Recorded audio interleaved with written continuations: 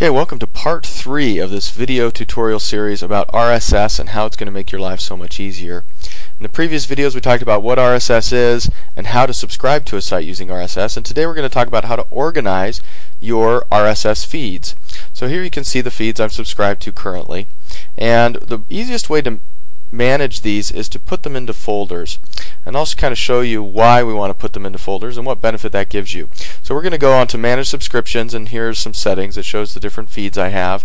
It shows the actual URL for that feed, and then I'm going to add a folder. Now I don't have any folders currently, so I'm going to add one called a daily. Okay, click OK, and now CNN belongs to daily. You see that here.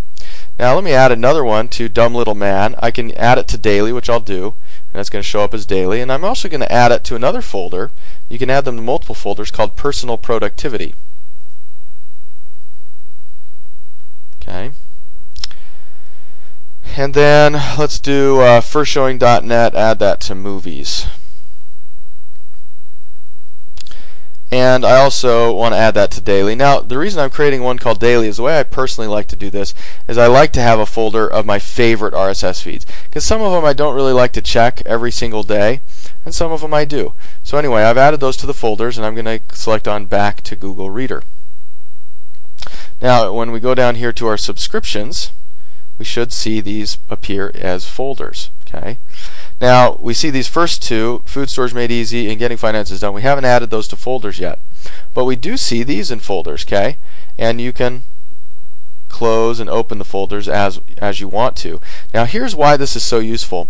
I like to create one called daily because these are the ones that I'm really dedicated to. I like to read every single day, and by having them in a folder like this, I can click on the folder itself, and these feeds will come up all together, kind of intermixed. So you see here's a CNN.com.